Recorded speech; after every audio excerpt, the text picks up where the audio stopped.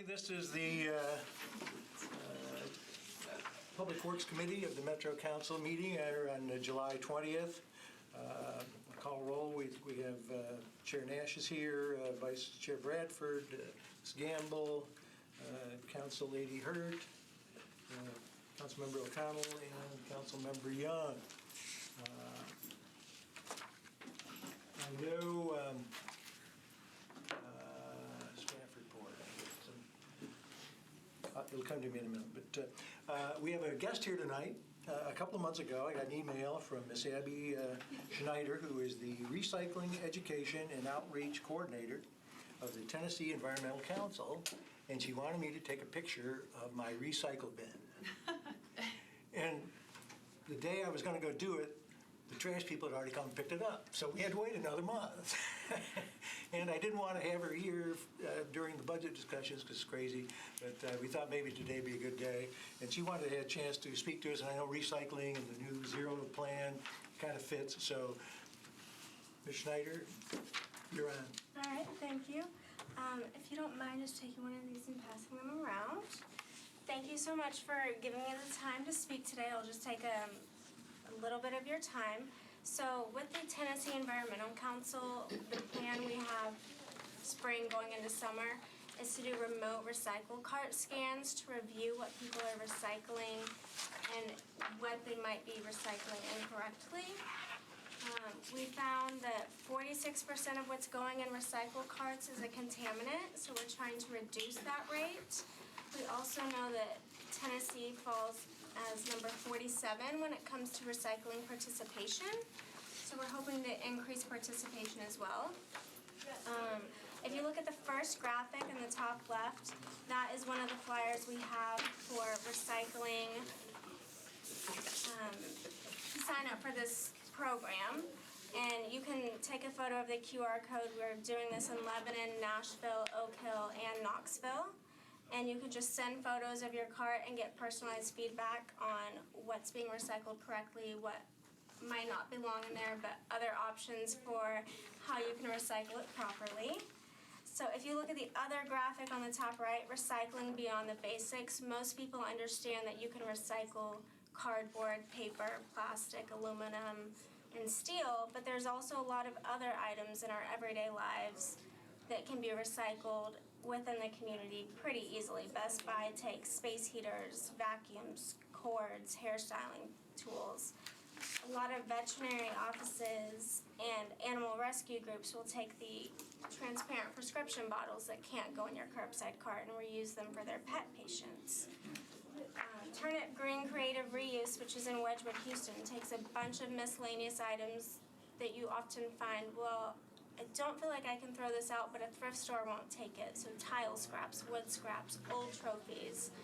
It's a great place for artists to use those resources to make their products. And a lot of schools and school teachers visit that facility as well.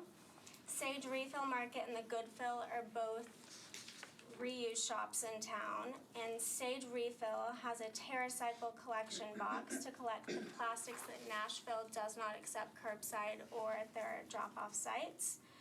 And then the Goodfill collects any office supply items and a lot of grooming and beauty care items.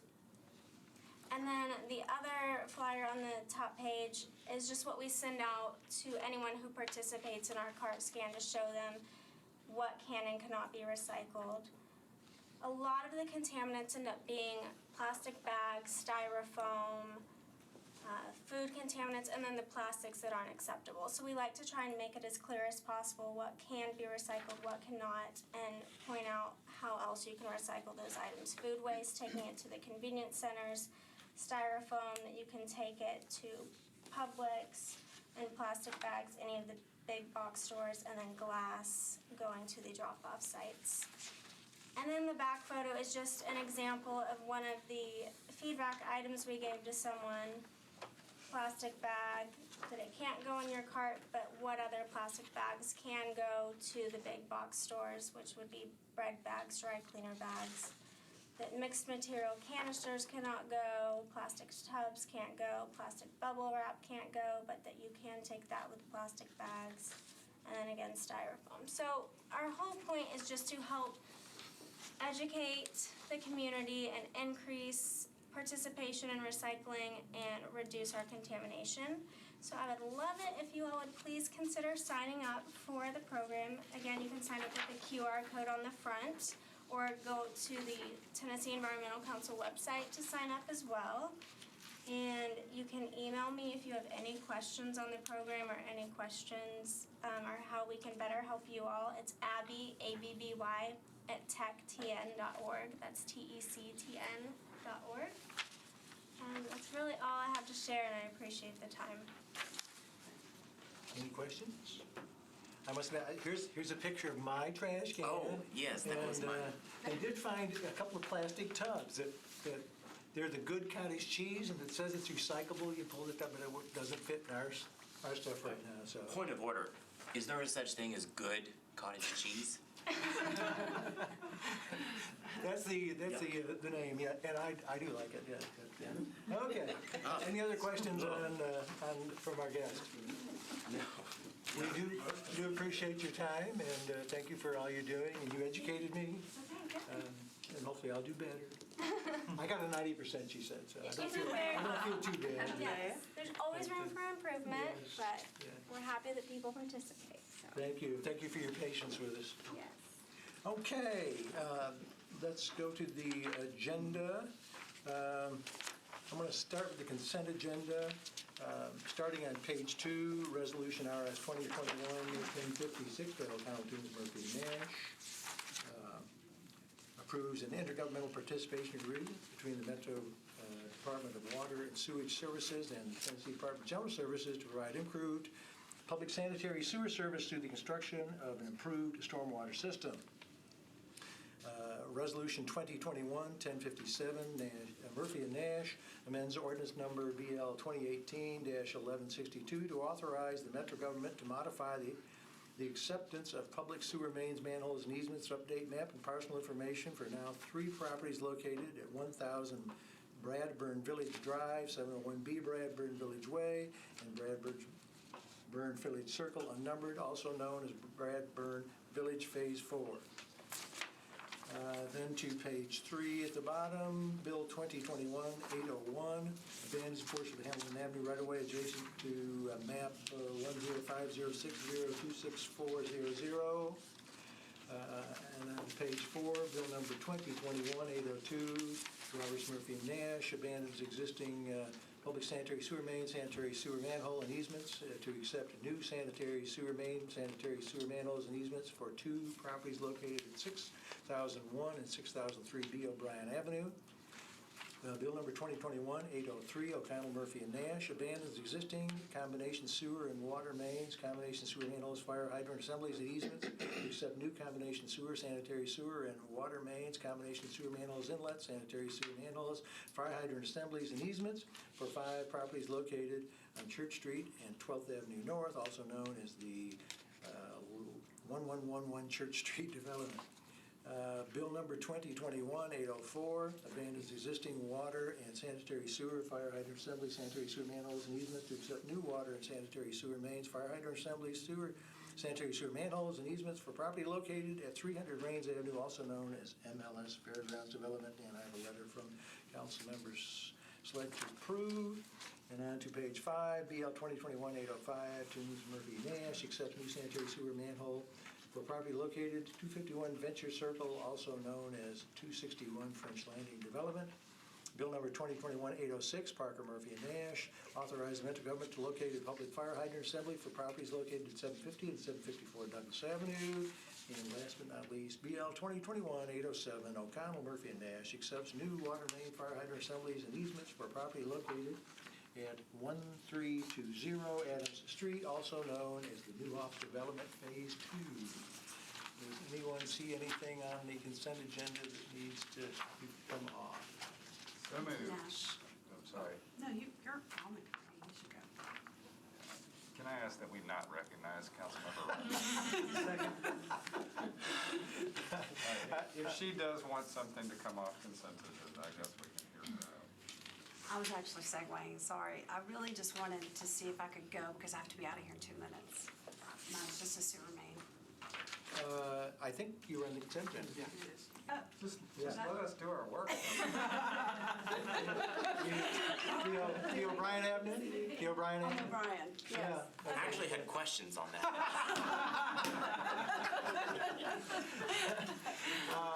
So moved, Mr. Chair. Second. Motion and a second. Any other discussion?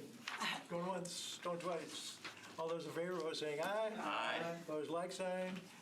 6-0 on the consent agenda.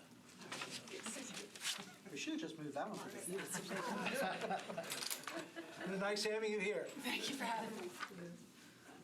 Okay, at the top of the agenda here, page 1, Resolution RS 2021-1055, Withers, O'Connell, Toombs, Murphy, and Nash approves an intergovernmental agreement between the Tennessee Department of Transportation and Metro Public Works and acceptance of work in connection with the installation of separate bike lanes on Union Street from 2nd Avenue North to 1st Avenue North, Woodland Street, and 1st Avenue North to South 11th Street, South 5th Street from Woodland Street to Davidson Street, South 10th Street from Woodland Street to Sevier Street. So moved, just to start discussion, Mr. Chair.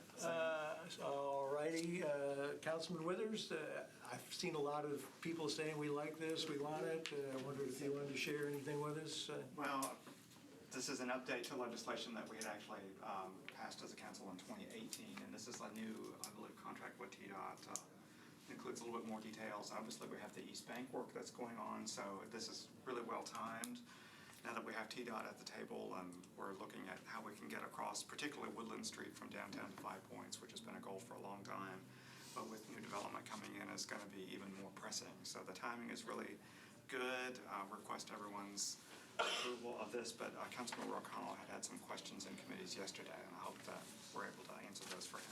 Yeah, I think to Councilmember Withers' point, this is also well-timed on the District 19 side. This is a great and important connection that has been long sought by cyclists trying to cross both the interstate and the river, coming into downtown and points west from East Nashville. And I guess my biggest question is, because of the timing, we're also underway with implementation of the Core Bikeways Demonstration Project, which runs up 3rd Avenue North to Union. I just wasn't sure why this appears to stop at 2nd Avenue North, and if NDOT/Public Works has a plan to get that final one-block segment connected up to the core bikeways. Yes, sir, may I? You're recognized. Yes, Councilmember, I believe Ms. DeMassimo indicated that today that yes, we are working on that, and we'll coordinate with WeGo and others because there's some things to do, but yes, that is part of our implementation plan. Great, thank you. And otherwise, I encourage colleagues to support. Anybody else? Going once? Going twice? All those in favor, vote saying aye. Aye. Opposed, like sign. Anybody voting? 6-0 in favor, 0 against. Approved. And we go to, I have to sneak the codes. You're on all my bills, but did we lose a quorum? That will lose a quorum, yeah. All right, well, can you stick your head in and ask? I'll go over there later. All right. Let me move my- Let's see, where's, what do we need because of the quorum? 793. Okay, on to 793. By Withers, amend section 1308.030 of Metro Code to restrict liability insurance coverage requirements in connection with certain public rights and ways of encroachments. So moved. So moved, thank you. And a second. Anybody have any questions? If I could defer to staff to address it, and then I'll have a brief comment. Sure. Thank you, Chair. We actually approached Councilmember Withers on this because what we were learning was that there are a lot of homeowner groups, neighborhood groups who would like to put flowers, put maybe a small sign, something like that in the right-of-way. Code right now requires you to carry liability insurance. So you either have to pony up, or someone has to pony up liability insurance, or we have to deny it. There are plenty of them that have been grandfathered in throughout. We see that as sort of a detriment to making some things look nice. So the only thing that this changes is if you are a homeowners group or a neighborhood group that doesn't have, that's not established, that has, the ability to have liability.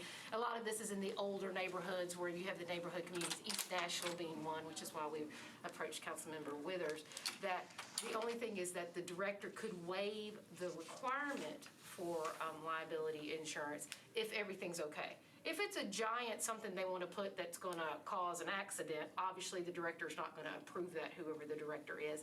Furthermore, encroachments all have to come before this committee and before council as well anyway, either through resolution or through ordinance, depending on what it is. None of that changes. This just allows us to move it through and allows council to move it through if they deem that it's not something that's going to really require liability, that the city could take that risk because it's flowers or a small sign for a period of time. So that is the whole point of it. I'll let Mr. Withers, but I Mr. do. Withers, go ahead. And so, and working with Public Works or Department of Transportation or whatever it's Yes. called these days, what I wanted to do is just hear any questions that council members may have. And then on the floor, I was going to request a deferral for a month. What I'd like to do is to work with Neighbor to Neighbor or other organizations just to get out in front of some of the community groups and answer questions and make sure they know how to access this program. Because sometimes we pass legislation and not everyone knows about it. So I think this is a good thing and want to make sure that we have opportunities over maybe the next month to kind of just get the word out to the community and get any additional feedback before we bring it back for finalization. I think Councilmember O'Connell's first, and Gamble. Thank you. Oh, great. Well, I'll head out after my question. I just want to make sure that so we process a lot of encroachments in this committee, and I want to make sure it's very clear that we have some kind of very visible flag for those that would carry the waiver going forward, so that, say, a sign that actually was attached to a building in an urban context that really needed the liability insurance couldn't sneak through without the committee recognizing that. Correct. So I think that would be my one request, is Okay. that however it works, in the caption or whatever else, that we find a way to make it very visible if a waiver has been attached, if this were to pass. Yes, sir. Thank you. I think that's very fair. Councilmember Gamble. Thank you, Chair. And my question is does this change, is it specific to neighborhoods that don't have an HOA or neighborhood association, or would it be open to any neighborhood organization? Because my concern is, I see the value in those older neighborhoods that don't have a HOA and wouldn't have liability insurance, having this consideration, but those that do, would they also not have to carry it then? No, we would want them to carry it. This is about getting to those and helping those who do not have that ability. Most of the ones that have liability insurance or have an organized HOA, with a management company and all of that, typically they're in areas that have common ground. So we are always pushing them to put that sort of thing into their common ground that they own and they maintain. We don't even want it in the right of way. So this is really for those areas that don't have common ground, don't have organized HOAs, who are in that older area that want to do something nice. So yes, ma'am, that is a concern of ours as well. And it is always the director's discretion. Furthermore, as I think Councilmember O'Connell's recommendation is well placed, this body will have that opportunity to deny it as well. As I read the analysis, it appeared to me that they were saying they didn't need insurance, but one of the legal department or somebody could say, yeah, you probably need some. Yes. So So all encroachments go they'll through be looking at through Public case-by-case Works. basis Right. kind of thing? Okay. All of Public Works encroachments go through legal, so Tara and Teresa Costonis review all of ours before they make it through, so that we can have that conversation as well. Okay. Well, I'm sure you'll develop good guidelines so somebody can't come back and say, well, you did it for this one, you didn't do it for me. Yes, sir, and to be honest, this is one of the reason I personally, the department is you can go through, and historically, there have been places where directors have said this one's okay and this one's not okay. I'm trying to close the loophole, so it comes through this body no matter what. Any other questions? So, if this passes, so certain public right-of-way, I'm just wondering if it can negatively impact some residents who are not even aware that this is a possibility, and it may cost them more to have liability insurance as a result of the encroachment. We do not have an ongoing, we don't maintain a complete record of everything that's in the right-of-way. We know, but let's be honest, it's hard. So we have not been tracking. So if there's one that's out there that's been grandfathered in, they've been grandfathered in. So this would be moving forward only. Okay. Any other questions? Seeing none? All those in favor, vote saying aye. Aye. Opposed, like sign? 6 in favor, 0 against? For the deferral? Oh, good Well, question. I was going to defer it on the floor for 2 meetings. Okay. And then with Okay. a re-referral to this committee. Oh, so You're you welcome do- to make that motion too, but yeah, that was going to be my recommendation on the floor. So you're asking for it to go through the committee and then defer it on the floor? Yeah, I wanted it to go to the committees here and hear what questions folks would have. Okay. But that was going to be my request. Now the committee can make that too. That'd be a friendly deferral if that's your request too, either way. Do we want reconsideration and defer it? No, or I just- think we can go ahead and Defer do it here, it so since just we already one approved it. meeting, if he's wanting a whole month with. Yeah, I was going to request a 2 meeting. So he We'll better let lay it it on on the the floor. floor. Approved, 6-0, and you'll do your thing on the Okay, floor. thanks. Thank you, everybody. Let's see here. Bill number 2021-794 by Nash amends the code, waters diverted from public sewage by deleting subsection E, green roofs. I know reading the analysis, apparently the plan has been unused by everybody, and you have a better plan for folks to work with. Would you like to give us a better explanation? Yeah, so in 2012, we put together the green roof rebate as a way to try to encourage green infrastructure in the combined sewer system. We had just put out our low impact development manual, and we wanted to put some carrots out there to get people to start using it and get used to it. The structure of the credit is not good. We aren't allowed to give grants to private properties with ratepayer funds, so it was only offered as a credit against the sewer bill for up to a 60-month period, and nobody used it. Like, I had 4 people maybe ask about it since 2012, but it just hasn't been utilized. So this year we have re-released our stormwater management manual regulations, and what we've done instead is we've really increased the amount of credit given to green roofs to meet your water quality requirements for a site. So now a site will be able to develop and put a green roof on it and get full water quality credits and not have to install other stormwater controls.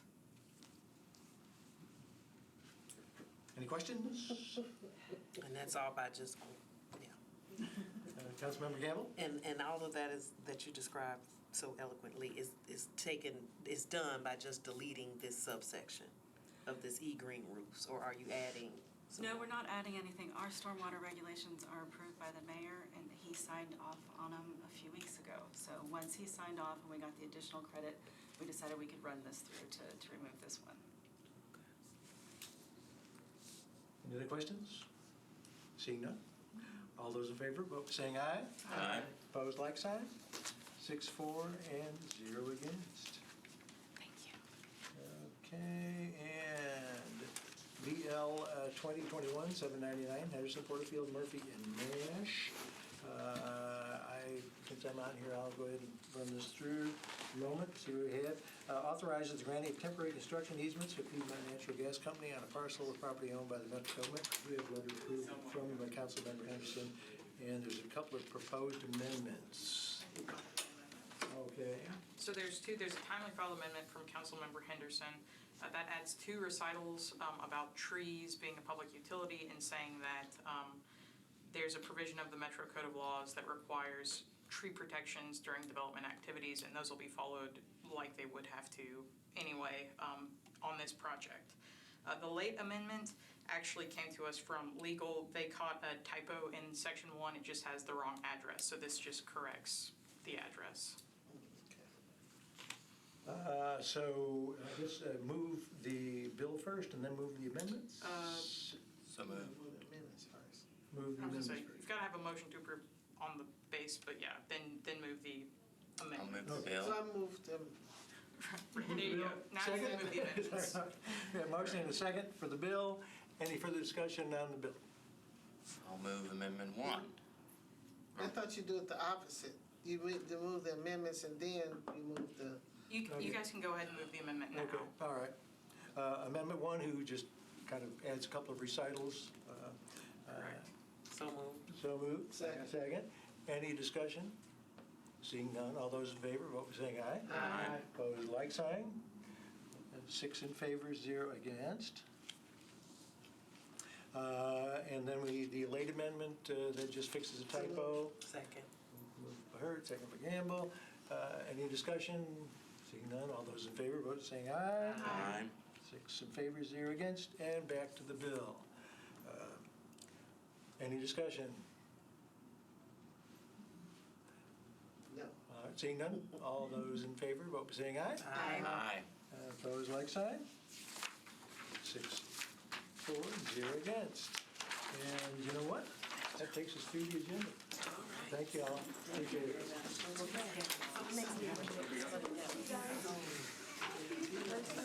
Ms. Schneider, nice to meet you. After the email, thank you for your presentation. I think the handout was good. We get to take something home with us. Now I'm just gonna follow mother's advice. Yes. Well, you came at a good time.